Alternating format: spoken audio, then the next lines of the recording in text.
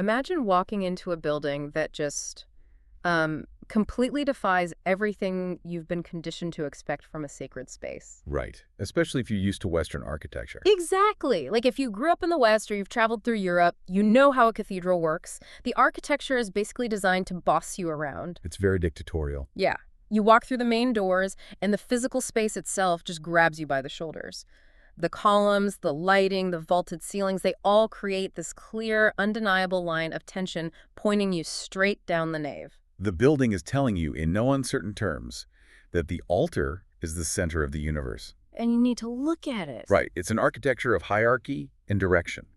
The physical environment literally dictates your focus. The space is it's a funnel, moving your attention from the profane world outside toward this localized, concentrated focal point at the far end. But then you walk into the Great Mosque of Cordoba in southern Spain, and that entire directional map just vanishes. It's completely gone. It is a completely disorienting experience for a lot of people. It really is. You step inside, and you aren't funneled anywhere.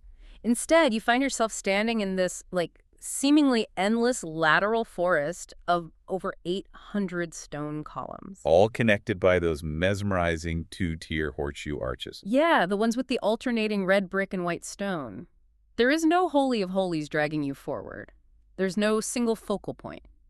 You look left, right, forward, backward, and the pattern just repeats into the shadows. You realize the entire hall, every square inch of it, is equally the holy place. Which is such a profound shift in mindset. It is the architectural manifestation of the other. For someone accustomed to that linear tension of European Christian architecture, the Mosque of Cordoba represents an entirely different aesthetic philosophy. Right. And, an entirely different way of conceptualizing humanity's interaction with the divine. It's about infinite expansion rather than concentrated hierarchy. But the history of this space doesn't stop with that pure Islamic vision, does it? No, not at all. If you walk right into the dead center of this vast, tranquil, seemingly infinite space, you hit a colossal, jarring interruption. You do. It's honestly one of the most shocking things I've ever seen in a historical building. Right in the middle of these delicate, repeating geometric arches, there is a massive, towering 16th century Christian choir. A coro, yeah. Right, a coro, complete with soaring Renaissance and Baroque vaulted ceilings, just smashed right into the center of the columns. This way of visual collision. It literally looks like an alien spacecraft made of Gothic stone just crash-landed in the middle of a serene geometric forest. It's a building violently trapped inside another building. And the visual shock of it is intentional.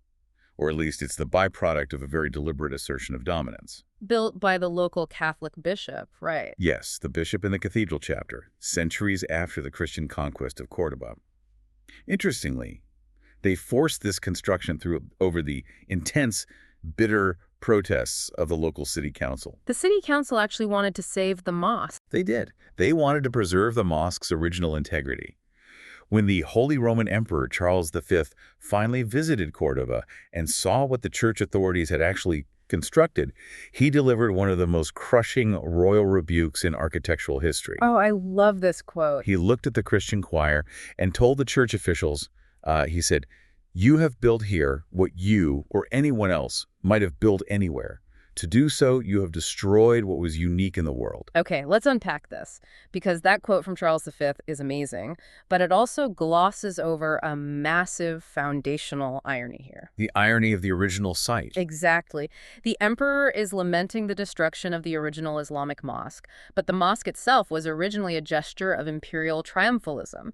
The Islamic conquerors didn't just find an empty field and start building. No, they built the Mosque of Cordoba directly over a former Christian Visigothic church dedicated to St. Vincent. And partially out of its scavenged materials, right? Yes. So the site itself is a physical, geographical record of conquest, of dominance, and of incredibly complex cultural layering. You have Roman columns holding up Islamic arches, which are violently interrupted by a Catholic nave. And that dense, almost contradictory complexity is exactly what we are going to be exploring today. It is. Welcome to this custom-tailored deep dive designed specifically for you. Our mission today is massive. We are embarking on a sweeping 900-year journey through the entire history of Moorish Spain. based on some phenomenal source material. Yes, we are basing this exploration on the deeply researched, critically acclaimed historical text, Moorish Spain, by Richard Fletcher. We are going to unpack the full, unvarnished timeline From the shocking 8th century invasion through the dazzling economic and cultural golden age of the Caliphate of Córdoba into the fragmented, chaotic era of the Taifa city-states, the stubborn, brilliant survival of Nasrid Granada. all the way to the tragic, systematic 17th century expulsion of the Moriscos. And right out of the gate, I think we need to address the cultural baggage that almost everyone brings to this specific topic. Oh, absolutely. The romanticized version. Right. When the words Andalusia or Moorish Spain come up, there is an immediate, almost reflexive tendency to picture a very specific, highly romanticized exotic paradise. We imagine moonlit courtyards with trickling fountains. Lute music drifting through orange groves, veiled princesses, and this perfect enlightened utopia of interfaith tolerance. We largely have 19th century romantic writers to thank for this enduring image, don't we? We do. People like Washington Irving, with his massively influential Tales of the Alhambra, and the British travel writer Richard Ford. It's basically the travel brochure version of history. We hear phrases like the incredible Moorish legacy, and we picture a medieval fairy tale. But the reality of history is rarely a fairy tale. Rarely, if ever. So today, we are stripping away the romantic Orientalism and the 19th century cliches to reveal a reality that is far more complex, far more violent, and honestly infinitely more fascinating than the sanitized myth. We are going to look at the mechanics of how this society actually functioned, how it thrived, and how it violently fell apart. Let's start with the very beginning, the invasion. And I want to start with a legend, because the mythology surrounding the fall of Spain is straight out of a high fantasy novel. You're referring to The Secret of the Tower. I am. So the legend goes that in Toledo, the capital of the Christian Visigothic kingdom that ruled Spain before the Muslims arrived, there was an ancient forbidden tower. A tower no one was allowed to enter. Right. Successive kings, going back generations, had placed heavy padlocks on its massive doors to keep whatever secret lay inside permanently sealed. By the time our story starts, there are 26 padlocks on the door. But then, a new king takes the throne. A rash, arrogant, headstrong new king named Roderick. He ignores the frantic warnings of his advisors. He refuses to add a 27th padlock, and instead he commands his men to break all the locks and force the doors open. He assumes there's treasure inside. Exactly. He wants the gold. But what does he actually find? Well, according to the myth, he finds no gold or jewels. Instead, he finds a large room with vivid paintings on the walls depicting fierce Arab horsemen wielding spears and curved scimitars. And there's a parchment, right? Yes. Sitting in the center of the room on a golden table is an urn containing a parchment. And it essentially reads, "When this chamber is violated and the spell is broken, the people painted on these walls will invade Spain, overthrow its kings, and subdue the entire land." I mean, it's the perfect psychological scapegoat story. The conquered Christians get to blame their catastrophic downfall on the hubris of their arrogant king. And the conquerors get to say, hey, don't look at us. Our invasion was prophesied by your own magical tower. Yeah. It was cosmic destiny. Right.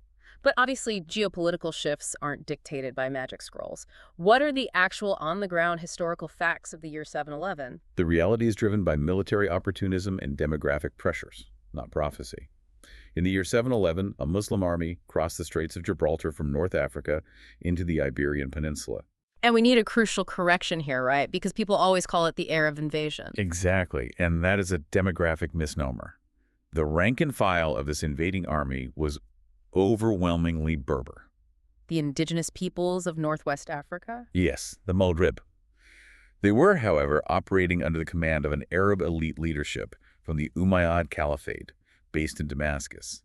This combined force was commanded by a Berber general named Tariq ibn Ziyad. And he landed his forces at a massive limestone rock protruding into the sea. A rock that subsequently became known in Arabic as Jabal Tariq, or the Mountain of Tariq. Which, through centuries of linguistic corruption, we now call Gibraltar. Precisely the origin of the name. So Tariq establishes his beachhead, and in 712 he meets the Visigothic king Roderick's hastily assembled army at the Battle of Guadalete. And Roderick loses. Roderick is decisively defeated and killed in the battle. And then, something happens that stuns historians to this day. This is the part that gets me. Within just 4 years of that single battle, the entire Visigothic kingdom, which had ruled the entire Iberian Peninsula for centuries, just folds. It capitulates almost entirely. I have to pause here because that timeline makes no logical sense if you think about traditional conquest. How does an entire established kingdom spanning a massive peninsula fall in just 4 years? It is incredibly fast. To use a modern analogy, it sounds less like a grinding military conquest and more like a hostile corporate takeover. It's as if the CEO is fired, and instead of fighting, all the regional managers just shrug, swap the company logo on the front door, and go back to doing their paperwork under the new board of directors. That analogy actually maps perfectly onto the structural realities of the Visigothic state. To understand why it collapsed with such astonishing speed, we have to examine the administrative architecture the Visigoths inherited. Inherited from the Romans, right? Exactly. Before the Visigoths arrived, the Iberian Peninsula was ruled by the Roman Empire for roughly 400 years. The Romans left behind a deeply ingrained, highly centralized grid of administration, Tax collection, roads, power structures. all funneling up to a central authority. When the Visigoths took over in the 5th century, they didn't dismantle this system. The Visigothic kings essentially occupied the penthouse suite of the Roman administrative skyscraper. So it was a very top-heavy structure. Everything depended on the king in Toledo holding the reins. Yes. And the Visigothic monarchy had a fatal flaw. It was elective, not strictly hereditary. Which means constant infighting. Constant civil wars and factional disputes among the nobility over who got to be king. Roderick himself had only just seized power in a coup, meaning the state was already fractured and exhausted. So when the CEO, King Roderick, was killed by Tariq's forces, the entire central authority collapsed instantly. There was no deep-seated grassroots resistance network to fall back on.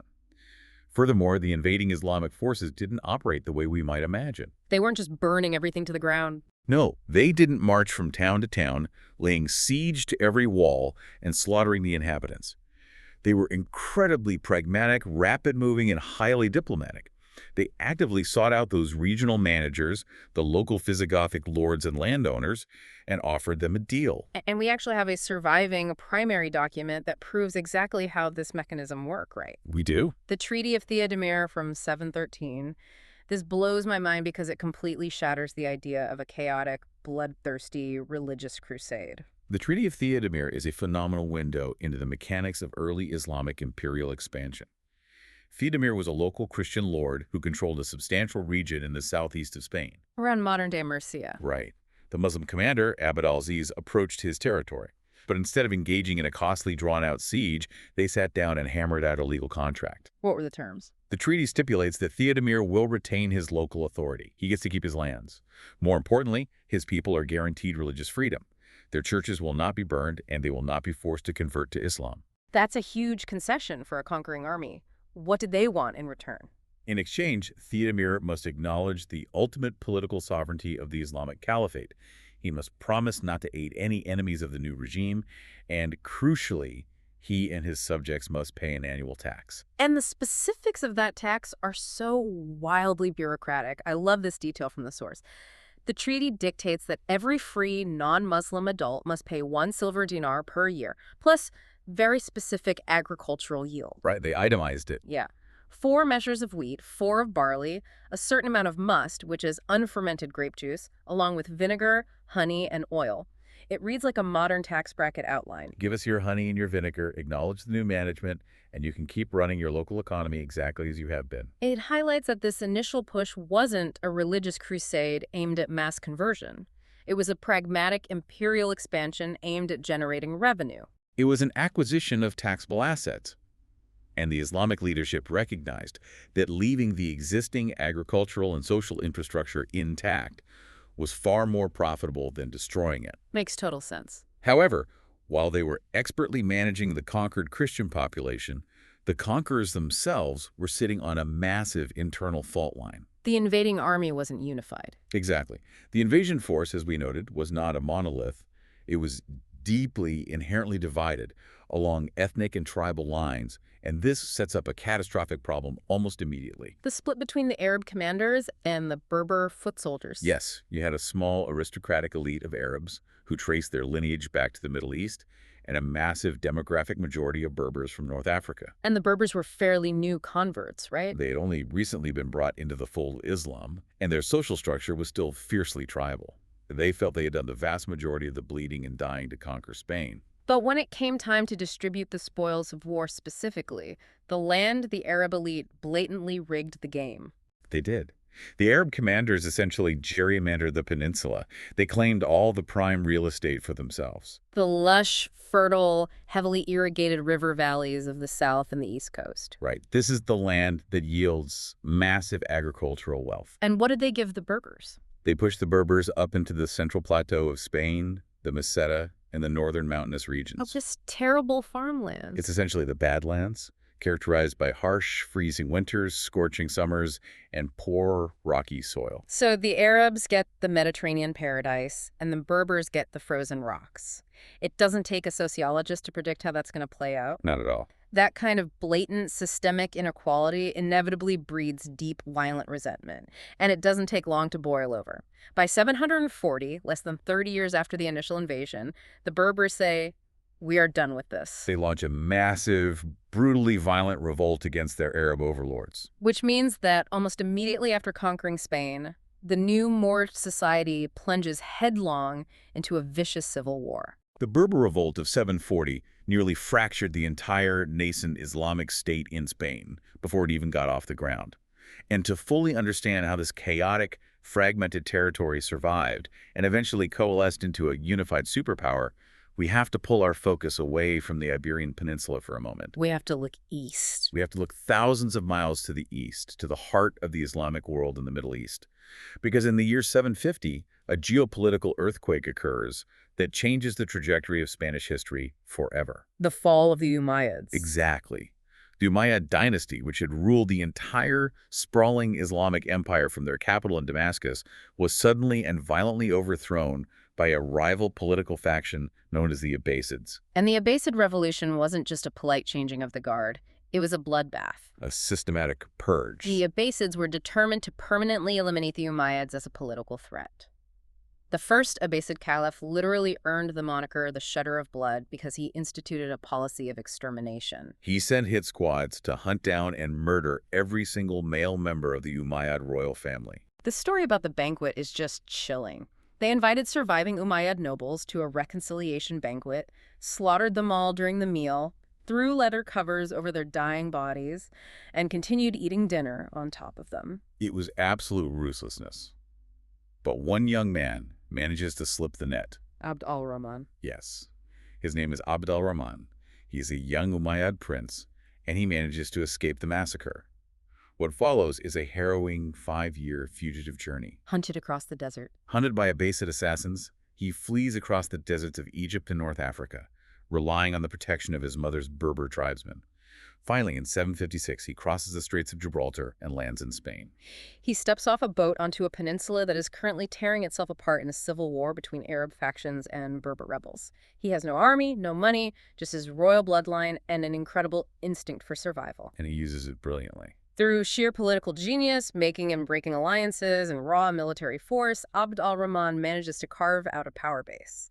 He establishes an independent emirate centered in the city of Cordoba. He essentially builds a geopolitical firewall, permanently cutting Spain off from the Abbasid Empire in the east. He creates an independent Umayyad state in exile. It is one of the most remarkable political survivals in medieval history. Abd al-Rahman stabilizes the state, initiates massive building projects, including the foundations of the Great Mosque of Cordoba we discussed, and sets the stage for what will become a unique Andalusian culture. But as the Umayyad Emirate solidifies its power through the late 700s and into the 800s, it forces us to confront a fundamental demographic mystery. Right, this is where I have to pause, because the math doesn't seem to add up. We established that the initial conquerors were a tiny military minority. Very tiny. We established through the Treaty of Theodemir that the Islamic authorities weren't forcing the native Christian population to convert at sword point. In fact, as the source text points out, the government actually had a massive financial disincentive to convert people because non-Muslims paid that special poll tax, the jizya. The state budget relied on Christians remaining Christian. Exactly. So if there was no forced conversion and the government didn't want you to convert because they wanted your tax money, how on earth did the vast majority of the Spanish population eventually become Muslim? Why would a 75% Christian majority willingly abandon their ancestral faith and culture? It is arguably the most important question regarding the formation of Moorish Spain. To answer it, Richard Fletcher relies on a truly ingenious piece of historical detective work by a scholar named Richard Bulliet. Bulliet's conversion curve. Yes. Bulliet realized that you can't just look for royal decrees commanding conversion, because they don't exist. Instead, you have to look for the subtle, creeping nudges of social gravity. I find his methodology absolutely fascinating. How exactly do you measure social gravity from 1,000 years ago? You measure it through names. Names. Bulliet analyzed massive medieval Islamic biographical dictionaries. These were extensive, multi-volume texts compiled by scholars that recorded the genealogies and life details of thousands of notable individuals. Judges, poets, civil servants, merchants. Exactly. Bulliet would take a prominent figure from, say, the 10th century and trace their family tree backwards through the generations. He was looking for the precise moment, the exact generation, where a family's names shifted from traditional Roman or Visigothic names like Lope or Roderick or Vincent to mainstream Arabic Islamic names like Muhammad, Ahmad, or Abdallah. And that deliberate change in nomenclature is the most reliable, quantifiable marker we have for when a family officially crossed the threshold and converted to Islam. It is. So he compiles thousands of these data points, plots them on a graph, and creates this conversion curve. What does the actual data reveal about the timeline? When did the tipping point occur? The data reveals that the transition was remarkably slow at first. By the year 800, which is almost an entire century after Tariq landed at Gibraltar, only about 8% of the native population had converted to Islam. So 100 years in, the vast, overwhelming majority of Spain was still culturally and religiously Christian. Yes, simply operating under Islamic overlords. But then, looking at the period between 850 and the year 1000, the curve doesn't just rise, it rockets upwards exponentially. By the year 1000, historians estimate that roughly 75% of the population had converted. That is a staggering sociological shift. For a century and a half, the conquerors are a tiny, isolated ruling class. Then suddenly, in the mid-9th century, there is an absolute stampede toward assimilation. A massive wave. What is the mechanism driving that? What triggers a whole society to suddenly flip? The mechanism is pragmatism colliding with permanence. By the mid-9th century, it became undeniably clear to the native population that the Umayyad Emirate wasn't a temporary occupation force. It wasn't going to collapse. Right, and the Christian kings of the north weren't going to sweep down and rescue them. The Islamic establishment was permanent. Once that psychological shift occurs, sheer societal pressure takes over. So it's about career advancement. Largely, yes. If you were a talented Christian civil servant and you wanted to be promoted to the highest levels of the bureaucracy, you need to be Muslim. If you were an ambitious merchant who wanted to marry your daughter into an influential, connected family, you needed to be Muslim. Or if you simply wanted to shed the stigma of being a second-class citizen and avoid paying the annual poll tax, you converted. Exactly. For many, it wasn't a profound, lightning bolt spiritual awakening on the road to Damascus. It was a deeply pragmatic career and social move. It's the inescapable gravity of the dominant culture. You want to be in the room where it happens, so you learn Arabic, you start wearing Middle Eastern fashions, you change your name, and eventually you adopt the religion. But that kind of rapid, wholesale cultural assimilation doesn't happen without generating immense friction. Yeah, when a society is changing that fast, the people who refuse to change often feel incredibly threatened. And that friction leads us to one of the most bizarre, intense, and tragic episodes in the entire history of Moorish Spain, the phenomenon of the Martyrs of Córdoba in the 850s. This part is wild. It was a direct, visceral, ideological reaction against the skyrocketing assimilation we just discussed.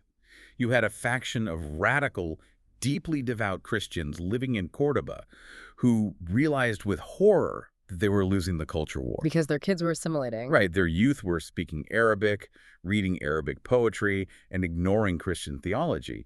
These radicals decided they needed to resort to extreme measures to shock their community awake. And the story of a man named Isaac is the perfect, terrifying distillation of this movement. Isaac is the prime example. Isaac wasn't an uneducated peasant. He came from a wealthy, prominent Christian family in Córdoba. He was highly educated, completely fluent in Arabic, and he had actually assimilated so successfully that he rose to a very high lucrative rank within the Islamic civil service. He was a success story of the new system. Right. But then he experiences a profound religious crisis. He looks around, hates what he sees his culture becoming, resigns his post, leaves the city, and becomes a Christian monk in the surrounding hills. And a few years later, in 851, he descends from the hills, walks straight into Córdoba, and enters the public office of the local Islamic magistrate, the Qadi. And Isaac approaches the magistrate and states, I want to be instructed in the Islamic faith.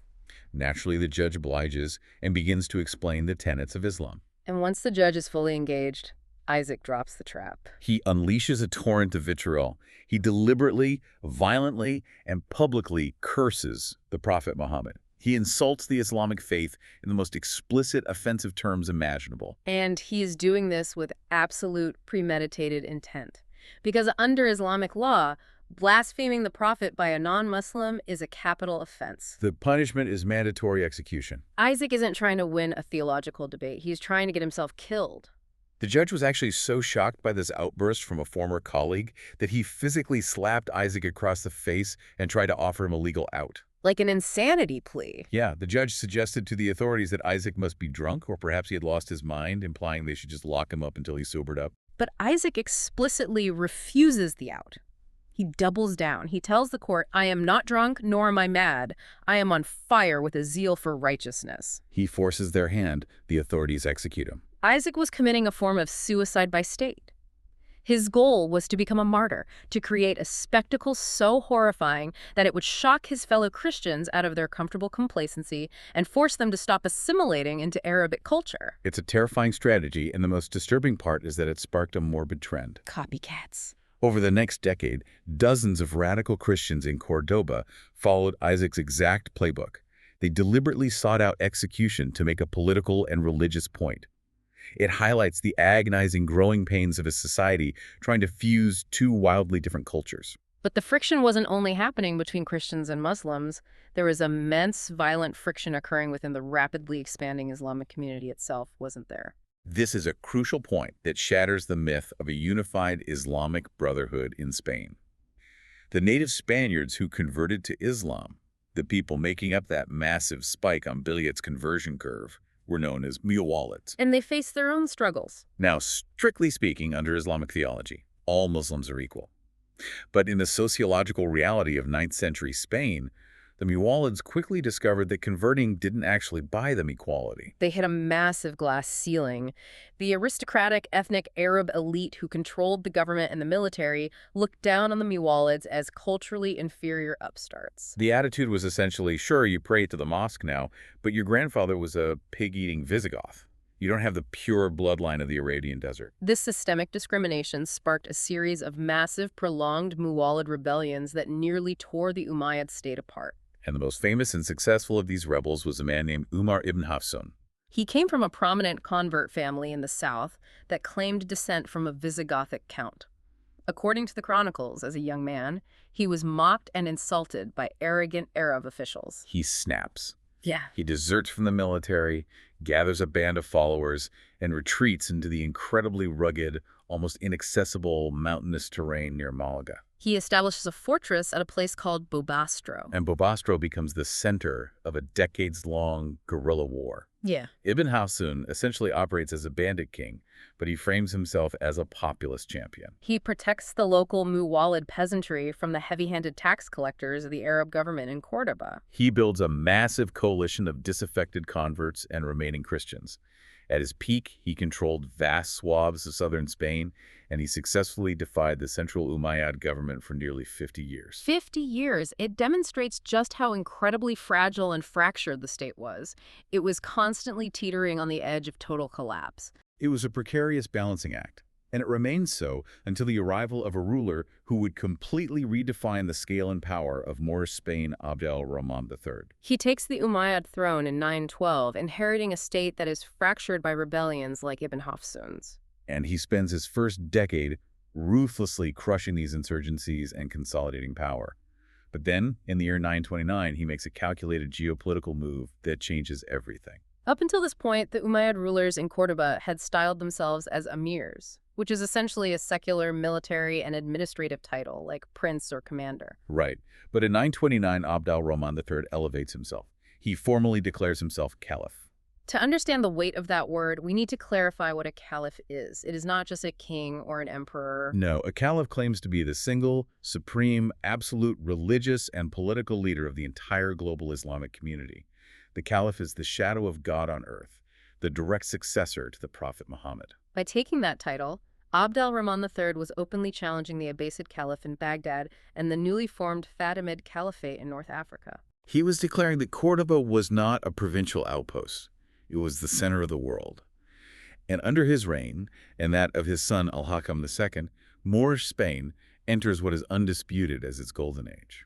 This is the 10th century apex. The Caliphate of Cordoba reaches a peak of bureaucratic order, military supremacy, and sheer, dazzling wealth that was unmatched anywhere in Europe. And it's vital to understand the mechanics behind this wealth. It wasn't just generated by military plunder. It was built on a foundational economic transformation that historians refer to as the Green Revolution of the early medieval Islamic world. I'm glad we're touching on this because it physically changed the landscape. Yeah, I want to spend time on this because it changed the diet of Spain, too. The Islamic world at this time was a hyper-connected, massive trade zone stretching from the Atlantic coast of Portugal all the way across North Africa through the Middle East and into India. And through these vast networks, the Arabs brought entirely new agricultural technologies and crop species to the Iberian Peninsula, things the Romans and Visigoths had never seen. It was a total influx of botanical wealth. They introduced hard wheat, rice, sugarcane, cotton, watermelons, spinach, oranges, lemons, pomegranates, artichokes, and aubergines. But, introducing a crop is useless if you can't grow it. And the Spanish climate is famously arid.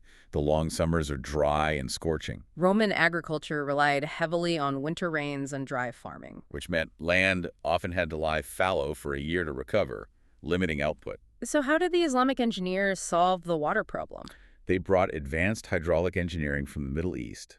They introduced the Qanat system, which are deeply excavated underground aqueducts that channel water from aquifers in the hills down to the plains without losing it to evaporation. Brilliant. Crucially, they introduced the Noria, the massive anal-driven or water-driven water wheels that could actively lift water from rivers up into complex terraced irrigation networks. So by actively managing water, they could cultivate the land year-round? Exactly. They introduced summer cropping. They essentially doubled the agricultural output of the peninsula. They broke the traditional medieval cycle of boom and famine. This massive agricultural surplus generated incredible wealth, which flowed back into the capital as taxes. And what a capital it was. By the mid-10th century, Cordoba was a glittering cosmopolitan metropolis. While the kings of France and England were essentially glorified warlords living in drafty wooden halls, the caliphs in Cordoba were walking on paved streets illuminated by street lighting. They had public baths, running water, and massive libraries. Al-Hakam II's royal library reportedly held 400,000 volumes at a time when a major Christian monastery might consider itself wealthy to own 50 books. It was a beacon of intellectual and material sophistication. But we must be careful not to mistake sophistication for peacefulness. True, the caliphate was inherently aggressive, and its golden age possessed a very dark, militant edge, which becomes blindingly apparent toward the end of the 10th century. The political structure of the caliphate eventually rots from the inside out. It falls into the hands of an extraordinarily ruthless, brilliant vizier named Ibn Abi Amir, who is better known to history by his honorific title, Almanzor. Almanzor's rise to power is a masterclass in political manipulation. He starts out as an ambitious young lawyer and administrator in the court. Through a combination of extreme charm, administrative efficiency, and likely a romantic relationship with the Queen Mother, he ruthlessly claws his way to the top of the bureaucracy. When the ruling caliph dies, the heir is a young boy. Almanzor isolates the boy, locks him away in a gilded cage within the palace, surrounds himself with loyal North African mercenary troops, and establishes a total military dictatorship. He is the vizier, but he wields the absolute power of the caliphate. But Almanzor faced a critical problem. Legitimacy. Right. He wasn't of the royal Umayyad bloodline. He was a usurper in all but name. To justify his iron-fisted rule and to keep his massive, expensive mercenary armies paid and occupied, he had to constantly project an image of invincibility. His regime relied entirely on perpetual, successful warfare against the Christian kingdoms in the north. The historical sources credit Almanzor with an astonishing 57 victorious, devastating military campaigns. He battered the Christian north into total submission, reducing them to terrified vassal states paying him tribute. He was a force of nature, and his most famous, most psychologically devastating raid occurred in the year 997. He marched his army all the way to the extreme northwest corner of Spain, deep into the Christian kingdom of Leon, to attack the city of Santiago de Compostela. This wasn't just a strategic target. It was the ideological heart of Christian Spain. It housed the shrine of St. James the Apostle, making it one of the holiest pilgrimage sites in all of Western Christendom. Almanzor burns the city to the ground, destroys the sanctuary, and takes the massive, heavy bronze church bells as plunder. But he doesn't just melt them down to mint coins. No, the symbolism he employed was infinitely more potent than the raw value of the metal. Almanzor ordered his Christian captives to carry those massive bells on their own shoulders, marching hundreds of miles south, all the way back to Córdoba. Once there, the bells were hung upside down in the great mosque, filled with oil, and used as lamps to illuminate the Muslim prayer hall. It was a gesture of absolute, total, unassailable cultural and religious dominance. It was Almanzor telling the world, we are untouchable. So, we have established a picture of a superpower at its absolute zenith. The caliphate is wealthy beyond measure, intellectually unparalleled, and militarily supreme. Almanzor dies in 1002. And yet, by the year 1031, just 3 decades later, this entire monumental empire vanishes from the map. It dissolves completely. How does a seemingly invincible superpower shatter so quickly? What is the mechanical failure that brings it down? The mechanism of failure was built into Almanzor's own dictatorial success.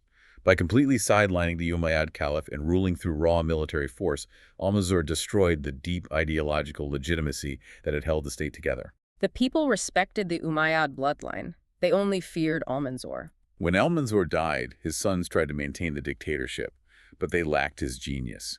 The massive mercenary armies he had imported, particularly the tough tribal Berbers from North Africa, realized that without Almanzor's iron grip, they were the true power brokers in Spain. So the tool of his power became the weapon of its destruction. The central authority loses control of the military. This sparks a catastrophic, multi-factional civil war known in Arabic as the Fitna, which rages from roughly 1008 to 1031. It's a chaotic bloodbath between rival claimants to the throne, various Arab factions, Muwallad locals, and the rampaging Berber mercenary regiments. And the climax of this horror arrives in the year 1013. The Berber mercenaries, feeling underpaid and disrespected, turn on the very capital they were hired to protect. They besiege and violently sack the city of Córdoba.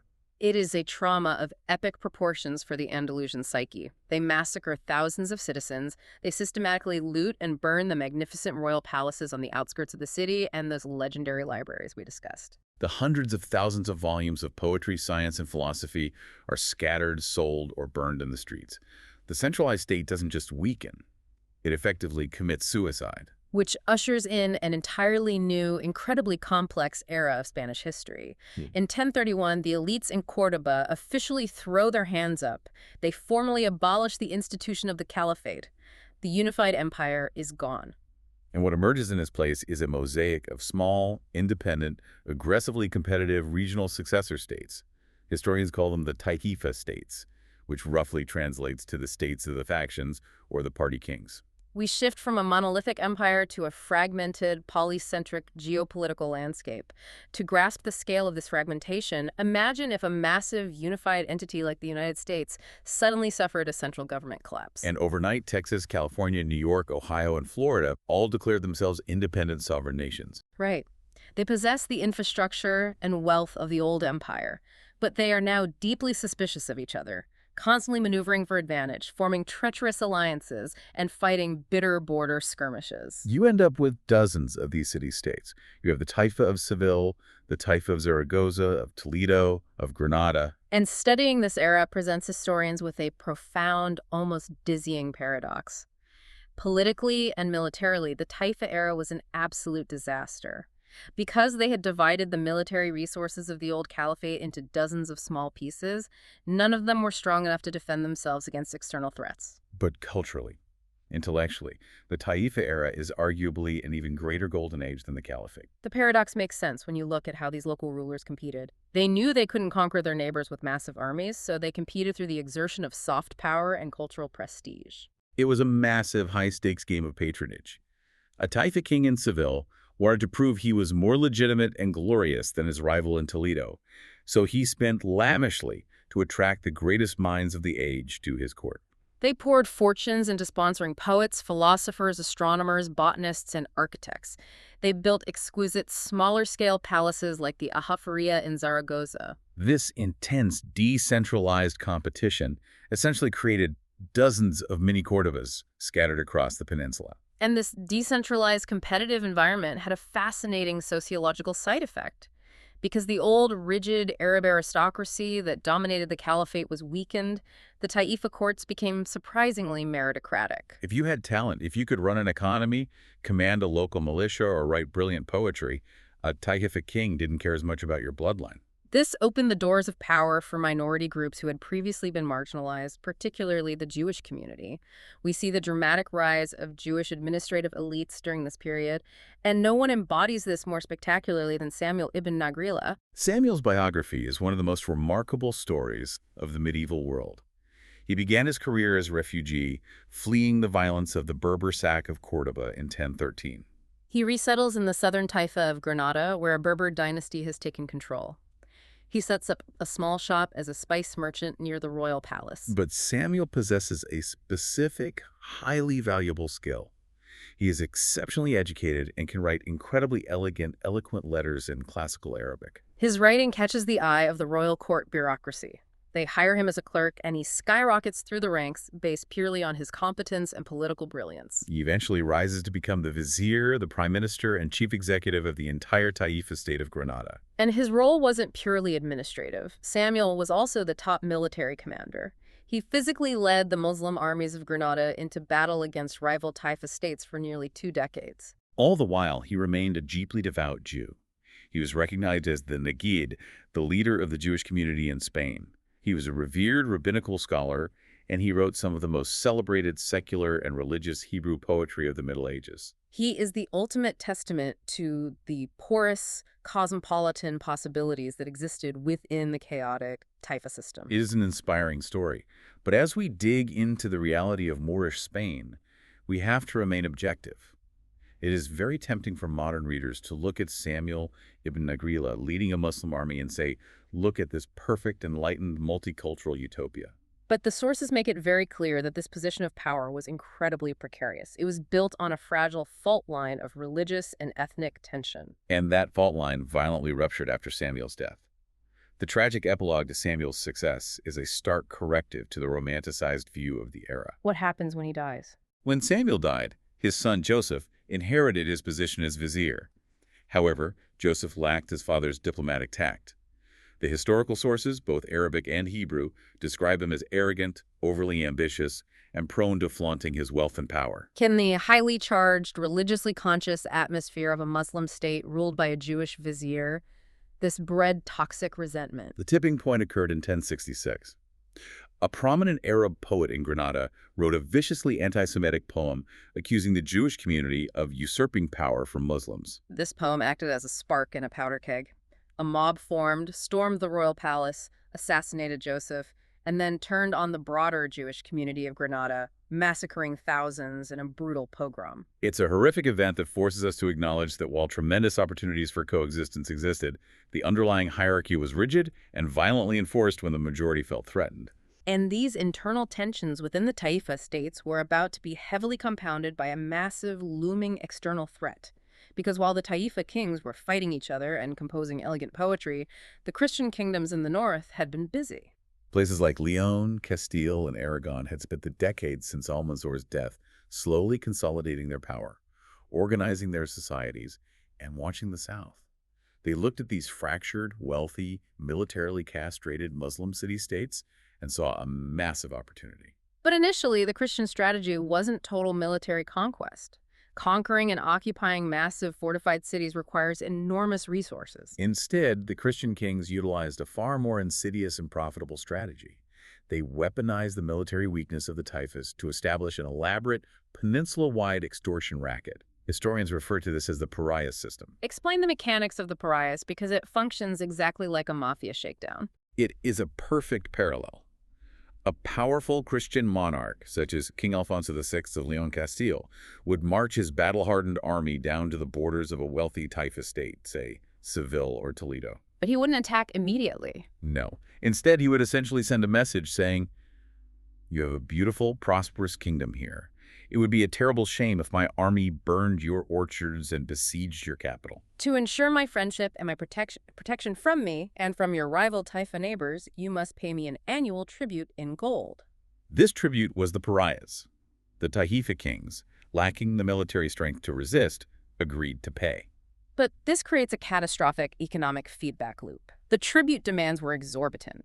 To raise enough gold to pay off the Christian kings, the Taifa rulers had to impose massive, crushing taxes on their own Muslim subjects. This was deeply unpopular, not only economically but legally. Islamic law strictly dictates what taxes a ruler can legitimately levy on Muslims, and the Taifa kings were blatantly violating those laws to pay protection money to Christian infidels. It drained the wealth of the south and funneled it directly into the north.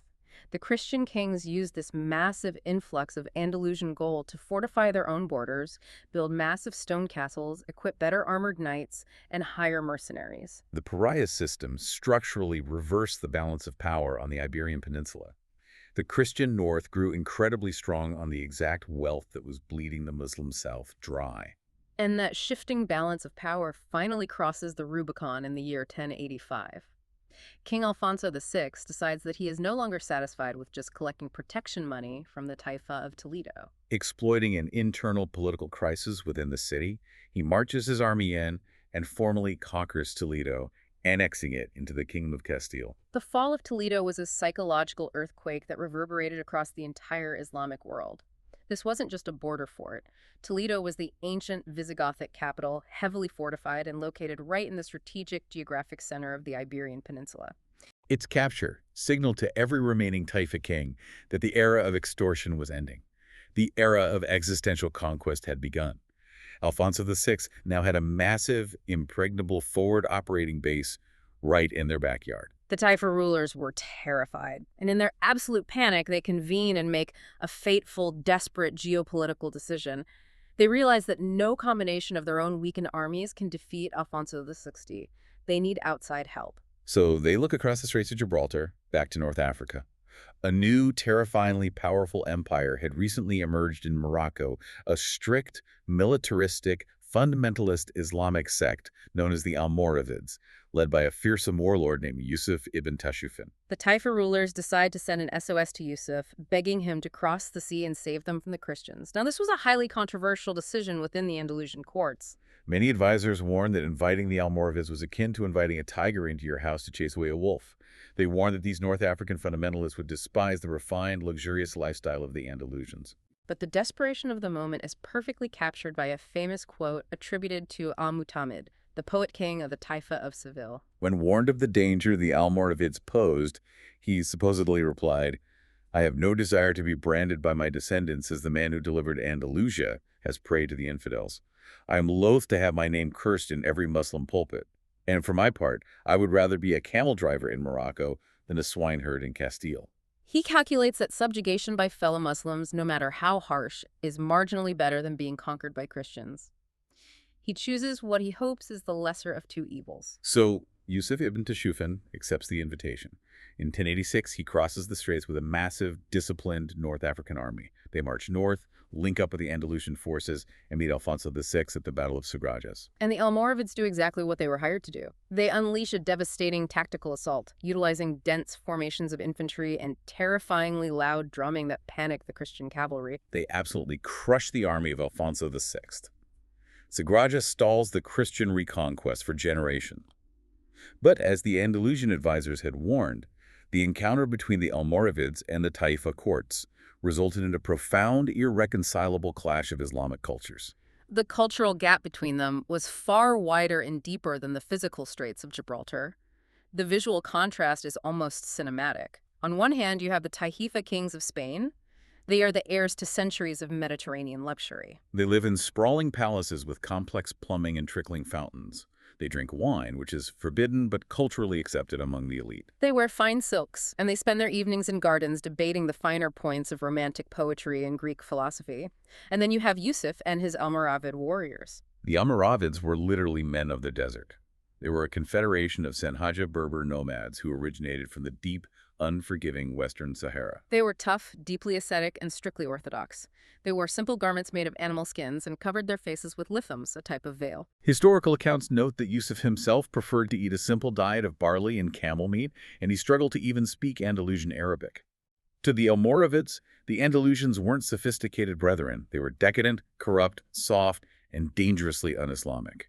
The Almoravids were horrified that the Taifa kings had spent decades paying tribute to Christian infidels, that they drank wine openly, and that they employed Jews and Christians in high government offices. So the alliance is doomed from the start. Yusuf secures the border against the Christians, goes back to Morocco, but then returns a few years later. And this time, he isn't coming as a savior. He's coming as a conqueror. He decides that these godless poetry-reading Taifa kings have forfeited their right to rule. In a rapid series of campaigns, the Almoravids violently dethrone the Taifa rulers, seize their wealth, and annex Islamic Spain, turning it into a mere provincial outpost of a vast Moroccan empire. And what happens to Al-Mutamid, the king who invited them? He gets his wish, in a monkey's paw sort of way. He is stripped of his wealth, exiled in chains to a miserable village in Morocco, and ends his days in absolute poverty. It is a brutal regime change. And to understand the broader historical rhythm at play here, the book introduces a brilliant theoretical framework developed by the 14th century Arab sociologist and historian Ibn Khaldun. Ibn Khaldun developed a theory of cyclical history that perfectly explains the rise and inevitable fall of dynasties like the Almoravids. He theorized a concept called asabiya, which translates roughly to social cohesion or intense group solidarity. Explain how asabiya works in this cycle. Ibn Khaldun argued that harsh, unforgiving, marginal environments like the Deep Sahara force tribes to rely entirely on each other for survival. This breeds an incredibly tough, highly disciplined population with massive asabiya. Eventually, driven by a new religious fervor or demographic pressure, these tough outsiders break out of the desert and easily conquer the soft, wealthy, settled, urbanized civilizations like the Andalusians, whose social cohesion has been eroded by luxury and individualism. Which is exactly the mechanic of the Almoravid conquest. The tough nomads crush the soft city dwellers. But the cycle doesn't stop there. Right. Ibn Khaldun notes that the cycle is relentless. Once the tough conquerors settle into the luxurious palaces and soft climate of the vanquished civilization, a rot inevitably sets in. The abundant food, the wealth, and the urban environment begin to dilute their original religious fervor and dissolve their tribal solidarity. Their asabiya evaporates. Ibn Khaldun calculated that this decay typically takes about 3 generations. Within a century, the descendants of the fearsome conquerors have themselves gone soft, making them vulnerable to the next wave of tough, hungry outsiders waiting on the margins. It's an incredible sociological lens, and the history shows how terrifyingly accurate it is for this period of Moorish history. Within just a few decades of conquering Spain, the fearsome, camel-eating Almoravids lose their edge. The generals start enjoying the sprawling estates and the Andalusian climate. They become complacent. And sure enough, right on schedule, back in the rugged Atlas Mountains of Morocco, an even stricter, even more ferocious, violently fundamentalist movement rises up. They view the Almoravids as corrupt sellouts. This new sect is called the Almohads. The Almohads sweep down from the mountains, wage a brutal, exterminating war against the Almoravids in North Africa, and by the mid-12th century, they cross over into Spain and seize control of the Andalusian Empire. The Almohads are radically intolerant. They institute forced conversions of Christians and Jews, violating the centuries-old pragmatic tolerance of the region, and they adopt a highly aggressive, expansionist military posture against the Christian kingdoms of the north. But this extreme aggression finally triggers the one thing that could destroy them, a unified Christian response. For centuries, the Christian kingdoms of Castile, Aragon, and Navarre had been just as likely to fight each other as they were to fight the Muslims. But the existential threat of the Almohads forces them to unite. The Pope officially declares the conflict a crusade. Knights from across Europe flock to Spain. In the summer of 1212, this massive, unified Christian coalition army marches south and meets the vast Almohad imperial army at a mountain pass called Las Navas de Tolosa. The Battle of Las Navas de Tolosa is arguably the single most decisive military turning point in the medieval history of the Iberian Peninsula. The Christian coalition executed a brilliant tactical maneuver, bypassing the heavily fortified mountain passes, and launched a massive, coordinated assault. It was a total catastrophic defeat for the Almohads. The Muslim army was shattered, the Almohad Caliph barely escaped with his life, and their military power in Spain was permanently, irreparably broken. To give you a visceral sense of the sheer, terrifying scale of the slaughter and the total routing of the Muslim army, there is a staggering detail from a primary source. The King of Castile, Alfonso VIII, wrote a letter to the Pope immediately after the battle to report the victory. He notes that the Christian army remained camped on the battlefield for 2 full days to rest and regroup. And during those 2 days, to cook their meals and bake their bread, the Christian soldiers didn't have to chop down a single tree. The ground was so thickly covered with the discarded arrows, shattered spears, and wooden shields of the fleeing and dead Muslim soldiers that the army used those weapons as cooking fuel for 2 entire days. That visceral image, cooking bread over the broken weapons of an empire, truly captures the totality of the collapse. And the geopolitical aftermath of Las Navas de Tolosa was incredibly rapid and dramatic. With the Almohad military shield shattered, the central authority collapsed entirely and Moorish Spain splintered again. But this time, the Christian kingdoms surged forward like a tidal wave. In the span of just a few decades, the map of Spain is radically and permanently redrawn. We see the astonishingly rapid shrinkage of Islamic territory. The great, legendary, seemingly impregnable cities fall to the Christian armies, like dominoes. Córdoba, the ancient, glorious seat of the Umayyad Caliphate, falls to Castile in 1236. Valencia falls to Aragon in 1238. And Seville, the massive economic and cultural hub of the south, falls in 1248. By the mid-1200s, Islamic political power in Spain has been reduced to a tiny, mountainous sliver in the far south. And this rapid conquest brings up a profound, unprecedented demographic and social crisis. Because suddenly, the Christian kings aren't just taking empty territory. They are absorbing massive, heavily populated urban centers. They are suddenly ruling over millions of Muslim subjects. I want to stop here because this demands a deep dive into the daily reality of the people on the ground. We often hear this era of Spanish history described with a very specific, loaded Spanish word, convivencia. It literally means living together or coexistence. In modern pop history, it's often used to imply a sort of enlightened, medieval, multicultural harmony where Christians, Muslims, and Jews lived in peaceful, egalitarian bliss. But when millions of Muslims are suddenly subjugated by Christian warlords, what was the actual mechanical reality of convivencia? The reality of convivencia was not an enlightened philosophical project. It was heavily pragmatic, deeply hierarchical, and often highly discriminatory. Muslims who chose to remain in the newly conquered Christian territories were known legally as mudajars. Now, initially, the Christian kings were forced to be pragmatic. If they expelled or slaughtered all the Muslims, the entire agricultural and manufacturing economy of the South would instantly collapse. The Christians desperately needed the Muslim farmers who knew how to run the complex irrigation systems and the artisans who built the houses and wove the textiles. So the Christian kings signed treaties guaranteeing the mudajars the right to practice Islam, to maintain their local mosques, to be judged by their own Islamic courts for civil matters, and to continue working in their traditional trades like masonry, carpentry, and saddlery. But we should not romanticize these treaties as equality. The sources vividly describe the mudajars as a wounded subculture. That is the perfect phrase. They were a tolerated but subjugated underclass. The mudajars were heavily taxed. Furthermore, the upper echelons of Muslim society, the scholars, the wealthy merchants, the aristocrats, almost entirely emigrated to North Africa or Granada, refusing to live under Christian rule. This left behind a largely leaderless working-class population.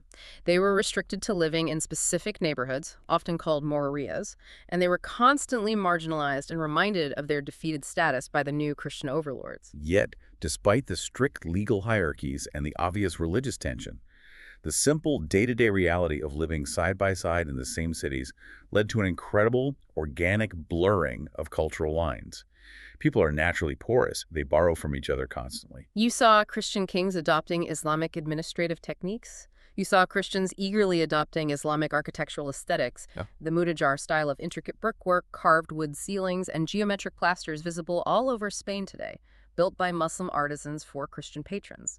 You had thousands of Arabic loanwords flooding into the Spanish language, particularly regarding agriculture, administration, and science. The cultural synthesis was inescapable, occurring at the ground level away from the ideological purity of the theologians. My absolute favorite example of this profound cultural blurring from the book is the tombstone of a man named Miguel Semino from the year 1156. Miguel was a Christian man living in a deeply hybridized frontier society. The main inscription carved in the center of his tombstone is in Latin, identifying him and confirming he is buried in a Christian church. But carved all the way around the outer border of the stone is an inscription in Arabic. And it doesn't just translate the Latin. It reads, "In the name of Allah, the compassionate, the merciful. May Allah give light to him." It applies standard, devout Islamic funerary pieties to a Christian man's grave, carved by an artisan who is clearly operating in a deeply intertwined, hybridized cultural reality. It beautifully illustrates that human beings often defy strict ideological categories. But while the Mudéjars learned to navigate life under Christian rule, there was still one place on the Iberian Peninsula where a fiercely independent Islamic state miraculously survived. The Emirate of Granada, ruled by the Nasrid dynasty. This completely defies logic. The entire rest of the peninsula falls by 1248. Yet Granada manages to survive, holding out against the massive Christian kingdoms of Castile and Aragon, all the way down to the year 1492. How on earth did this tiny, isolated kingdom survive for 2.5 centuries while surrounded by enemies? Their survival was predicated on 3 pillars: geography, brilliant diplomacy, and massive amounts of money. Geographically, the Kingdom of Granada was incredibly defensible. It was shielded from the north by the rugged, treacherous Sierra Nevada mountain range. They fortified every pass, building a massive, interconnected network of watchtowers and hilltop castles. This defensive architecture culminated in the capital itself with the construction of the Alhambra, which is essentially a sprawling, impregnable military fortress that happens to contain some of the most exquisite palaces ever built. So they were a tough nut to crack militarily, but their real survival mechanism was political flexibility. The Nasrid rulers were masterful, desperately pragmatic diplomats. They had to be. They recognized they couldn't defeat Castile in a pitched battle, so they officially submitted. The Emir of Granada legally acknowledged the King of Castile as his feudal overlord. The Nasrids paid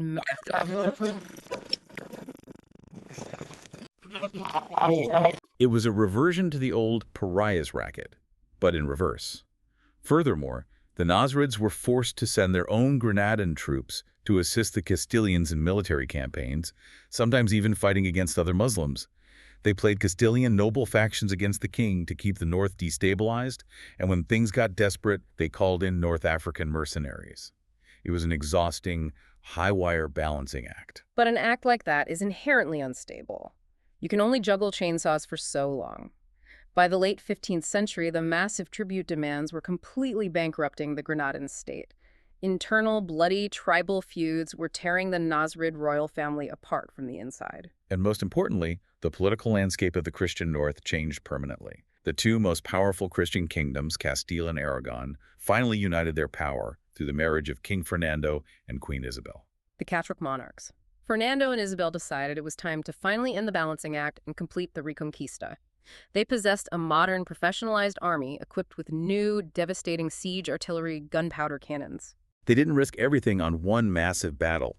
Instead, they launched a systematic, grinding, 10-year military campaign.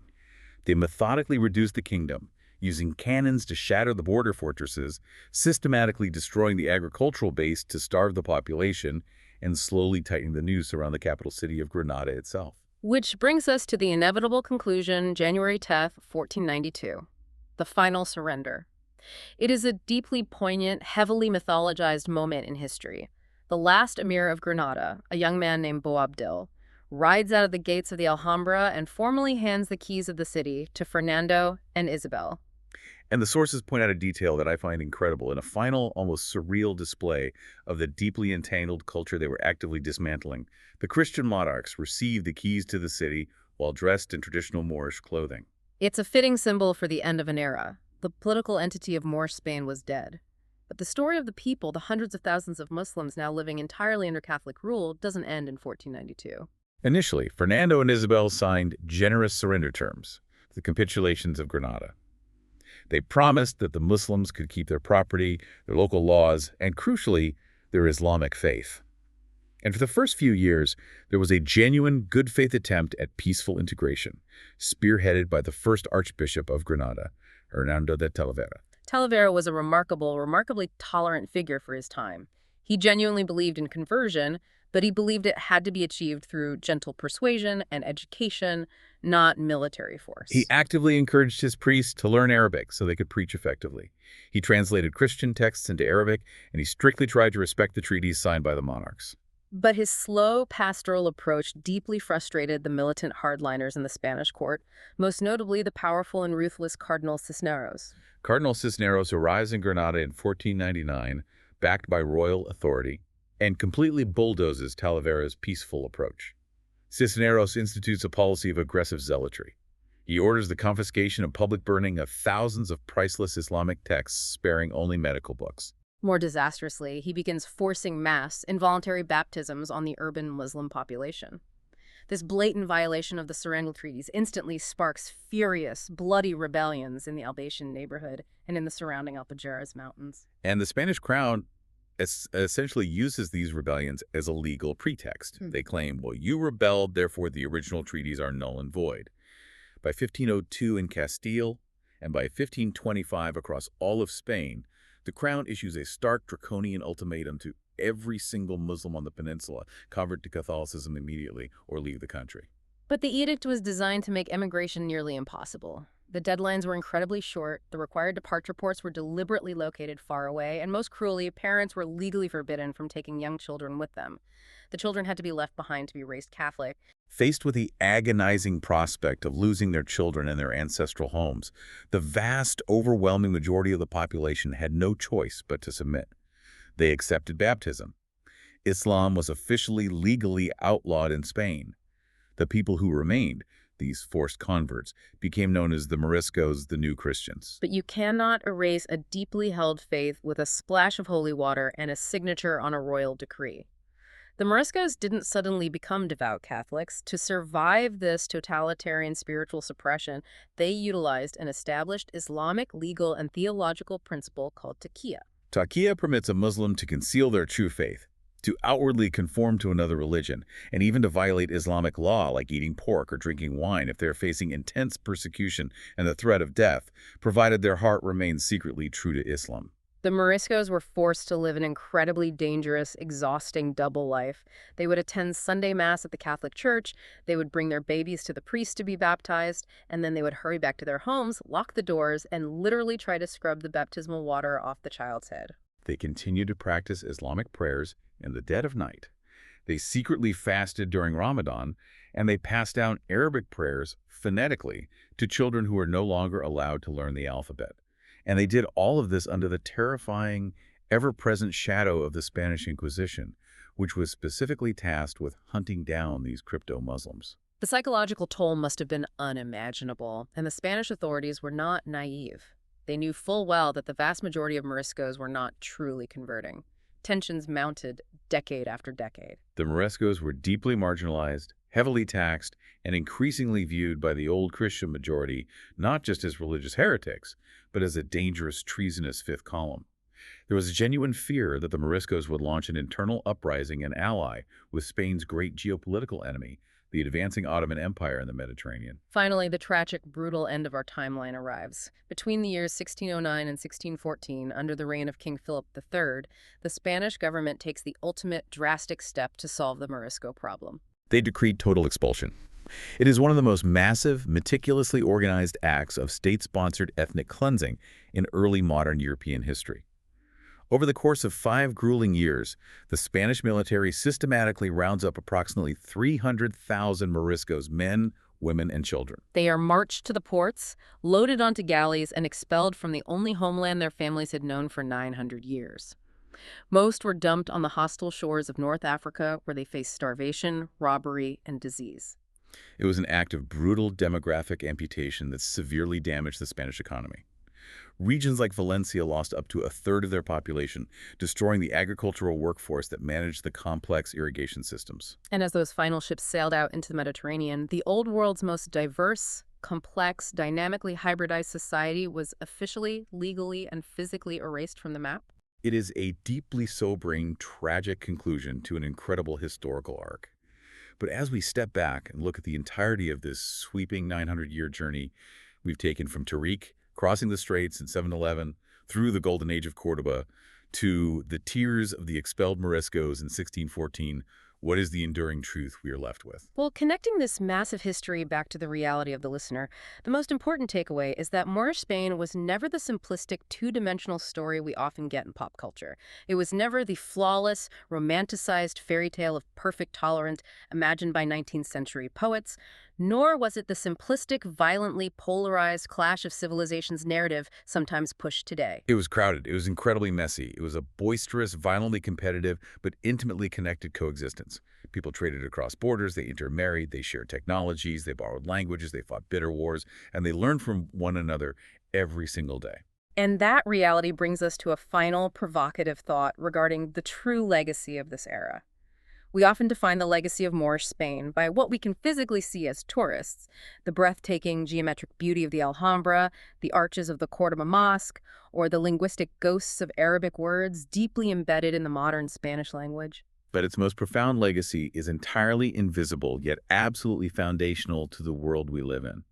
During the darkest, most intellectually stagnant centuries of the early Middle Ages, the largely uncouth, agrarian, barbarian Europe beyond the Pyrenees Mountains was essentially educated by the society of Moorish Spain. The recovered, translated philosophical and scientific texts of Aristotle, the advanced medical treatises, the precise navigational astrolabes that eventually made the European Age of Discovery possible, and the crucial concepts of algebra and advanced mathematics that eventually fueled the scientific revolution, and Isaac Newton, they didn't just magically appear in Paris or London out of the ether. They were meticulously preserved, expanded upon, and transmitted into Europe through the porous, bleeding, and brilliant frontier of Moorish Spain. Without this specific, messy, wildly complicated era of history, the intellectual foundation of the modern Western world as you know it simply would not exist. So remember that vast, tranquil, confusing space of the Mosque of Cordoba we talked about at the very beginning of our journey. It's a physical space that forces you to abandon your linear expectations and look at the world differently. And that is exactly what the true history of Moorish Spain demands of us. It demands that we look past the easy narratives and keep questioning the simplified myths of history. Thank you for joining us on this deep dive.